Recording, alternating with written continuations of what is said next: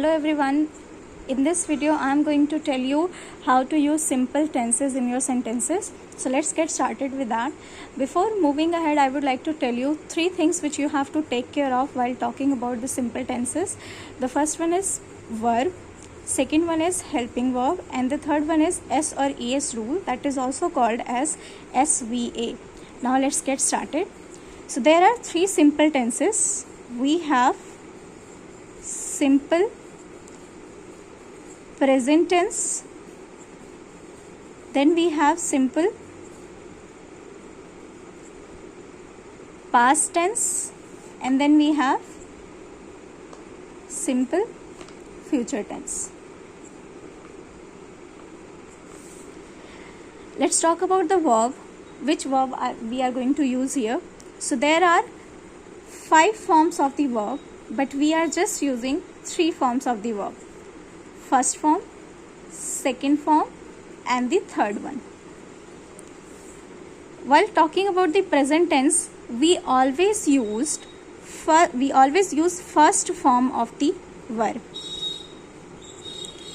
While talking about the simple past tense, we always use second form of the verb. And when you are using the simple future tenses, then you have to use will plus first form of the verb. Great. Let's move towards the helping verb.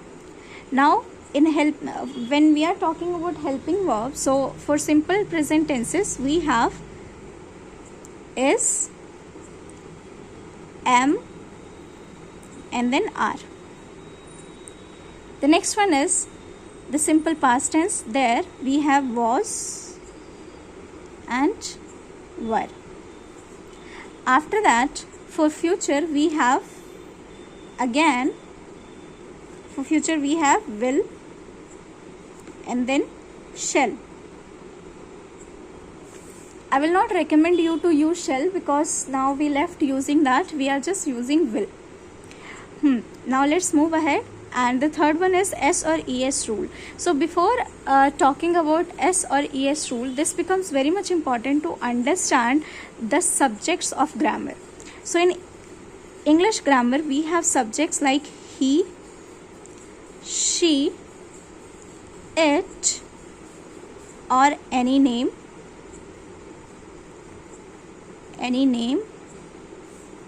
and then we also have I, we, you, and they. When we are talking about he, she, it, or any name, we will be using S or ES with verb, with the first form of the verb. And when we are talking about I, we, you, they, we are just going to use the first form of the verb, nothing else. First form of the verb. And there is a rule about this, that is singular subject, singular verb, plural subject, plural verb. Let's see some examples. Singular subject. So let's take any singular subject from here. Let's take he. He is our singular subject. And let's take any verb. So we are taking go. Now we have singular subject, singular verb. So and the verb is go. So for this with this go, we have to use es. Then it will become he goes. After that we have plural subject, plural verb. Now the plural subject we can take we, and again go we are taking, so we go. Now, so here everybody, one thing to take care of, when we talk about any noun, for example pen, and then you add s or es in noun, then this becomes plural. But when we talk about any verb and then you add s or es, this becomes singular. So what we have understood, that all the forms of the verbs which are given to us, those are the plural form. For example, we have eat, sleep, go, and run. All these are the plural form. The first form of all the verbs are the plural form. To make it singular, we have to add s or es. So these are some very common things to take care of when you are talking about the tenses. Let me just recap once more. So we talked about the verb, we talked about the verbs, then we talked about the helping verbs, and then we have talked about s or es, that is also called SVA, subject verb agreement rules. And apart from this, there are some more words, like we have somebody, anybody,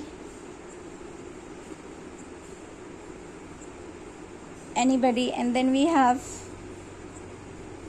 anyone, someone. So whenever we have these words, these are also singular words, and with these singular words we have to use the singular verb. Okay, for example, somebody goes, anybody wants, anyone has, someone has. So these are some of the things which we need to take care of. One more thing I just remember here, that is has and have. So again, has is and have we have to use when we are talking about the. So again everybody, has is a singular verb, singular helping verb, and have is a plural helping verb. So wherever you use s or es with any subject, for example, he goes, there you have to use has. He has, she has, it has, anyone has, or so on. When we talk about have, so wherever you use like the first form of the verb, so there you have to use have. For example, I have, we have, you have, they have. Now let's talk about the simple past tense. So for simple past tense, again, whenever we are talking about the subjects like he, she, it, or any name, and I, we, you, they. So we have to use two things, that is was and were. Were we use for plural and was we use for singular. For example, he was,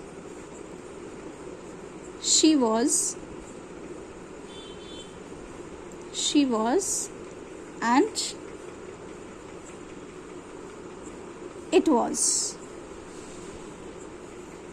And the next one is, with I also we are going to use was. And then we have we. We is plural, so we have to use we, were, they were, and with you also we have to use were. And why we have to use were with you? Because sometimes you is singular as well as plural, so we have to use both for, we have to use were for this. And the next is the simple future tense, that is also one of the very easiest tenses which we are going to look at. So here we have to simply use will with all the subject, no matter it is he, she, it, or any name, I, we, you, they. We are going to use will with all subjects, but we have to use this with the first form of the verb. with the first form of the verb. This we have to take care of. So this is the first thing which we need to take care of. And the second one is how to use will be. Will be.